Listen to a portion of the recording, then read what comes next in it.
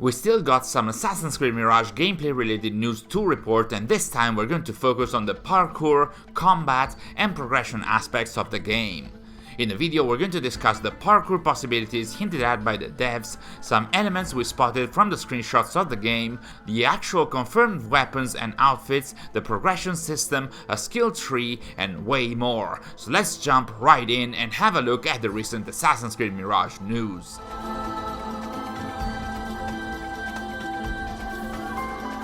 Unity. Assassin's Creed Unity is a game that the Mirage devs have used a lot when discussing not only their inspirations, but also the target that they want to reach with certain aspects of the game. We already discussed that devs want to reach a similar crowd size and density to that of Unity, and after discussing the first pillar of the game, that is stealth, in another video, today we're going to talk about the second pillar, that is parkour. How could we not, if we're mentioning Unity?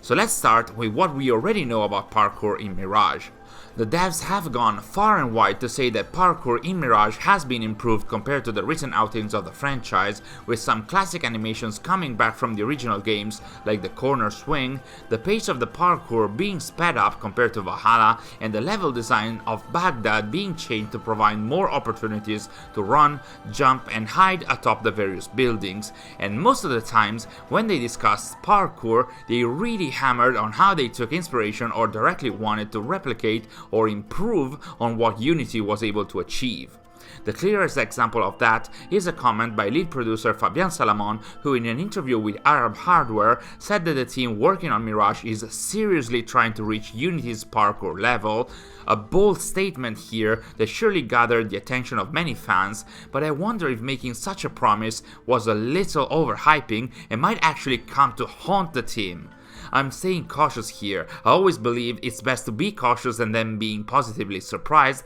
than being overhyped and then disappointed.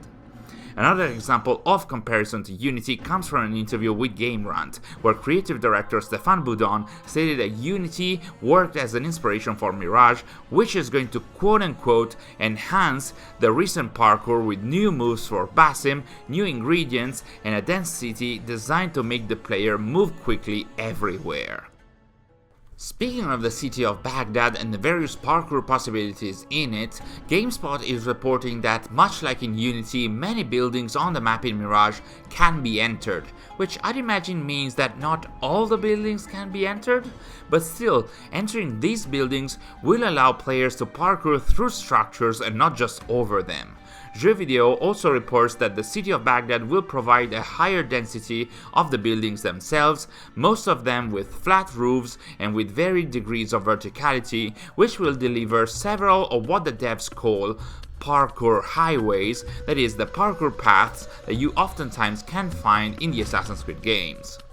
Also within the city, but possibly outside of it as well, parkour will be used to climb towers and viewpoints to synchronize the surrounding areas as usual, but judging by a screenshot, it seems like there will be some climbing puzzles here, as in, Basim will have to find the proper route to get to the top and synchronize, as it was the case in the classic and original games of the series. Keeping to the topic of parkour, in an interview with GameSpot, art director Jean-Luc Salah again mentioned the faster pace compared to the previous games, which will also be achieved through the pole vaults, which are going to be a new ingredient that will allow players to cross big gaps between roofs while keeping the pace. And along with that, Salah also mentioned that there will also be some quote-unquote new vanishing tools on the roofs, which I'd imagine would be tools to go incognito when you're being chased on the roofs, like the classic hiding spots that we saw in the original games, though Salah did not clarify further, so we'll need to wait for more information on that topic. So that's what we know on the second pillar of Mirage, but while we're going to discuss the third pillar, the assassinations, in a future video, we still have more news to discuss. For example, let's talk about combat. We already mentioned in our past videos that combat will be a last resort in Mirage, as it's going to be tougher than usual, with Basim not being able to sustain too many hits, which should incentivize players to engage more with the stealth system, but should also provide a bigger challenge to the players that are more combat oriented.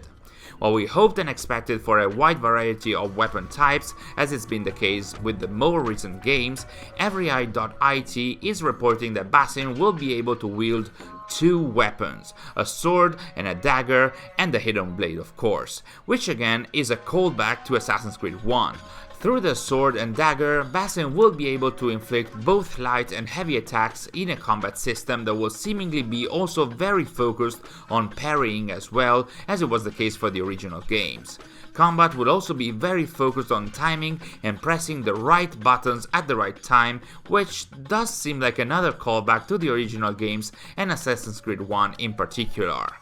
We also know, at least judging by the screenshots, that there will be different types of enemies in the game, as we can see them dressed in different colors within the released promotional material for the game, but as of now, we don't know how many enemy types or archetypes or even factions will be in Mirage.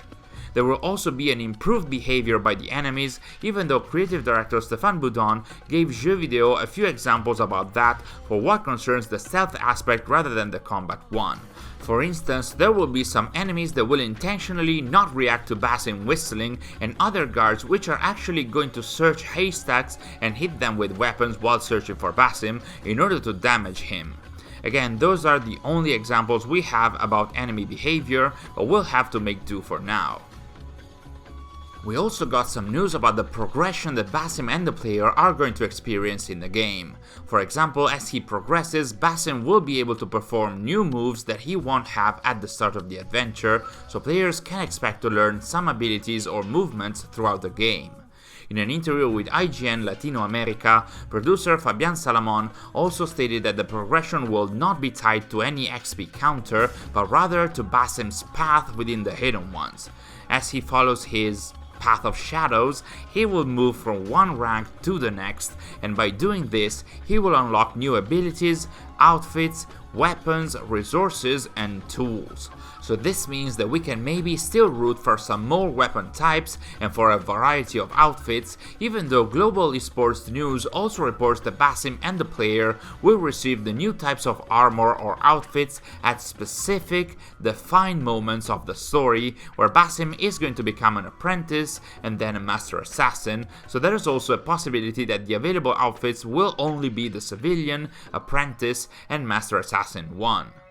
We also already mentioned that there will not be any dialogue choices within Mirage, although Arab Hardware is reporting that there will be some styles of dialogue between the main characters, and along with the absence of the dialogue choices, there will be no multiple endings, no leveling, no XPs, and not a lot of predominant RPG elements in general. Still, there will be a skill system in Mirage, which I'd imagine does imply the existence of a progression system anyway, and everyeye is reporting that most skills will be oriented towards stealth, though the skills themselves will be organized in 3 branches, that is Phantom, Predator,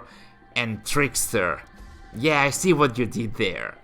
Nonetheless, Geek Culture is reporting that seemingly players won't be able to unlock all of the skills in the different branches of the skill tree, though this has already been mentioned for past games, and eventually, with time, players were always able to obtain them all, so we'll see. Each playstyle will apparently have a dedicated set of equipment, though I'm still not sure what that means in tangible terms, and apparently even Basim's robes and outfits will be associated to each of the playstyles, though I'm not quite sure whether that goes in contrast with what we mentioned previously, specifically about the outfits in the game. What we do know for sure is that there will be no management of the various pieces of equipment that we saw in the recent Assassin's Creed RPG games, with Mirage actually favoring a single inventory entry for the entirety of the outfits. So yes, as it was the case in the recent games, Mirage will support 3 main gameplay styles: Phantom, Predator, and Trickster, and it's not too difficult to get what they're going to be about. Phantom especially is very likely going to be all about stealth, and is possibly going to allow us to improve our chance of being spotted, our social stealth capabilities, maybe even our assassin tools, all of which are aspects that we discussed in a recent video and that you can check out for more information. Thanks for watching, and I'll see you in our next video.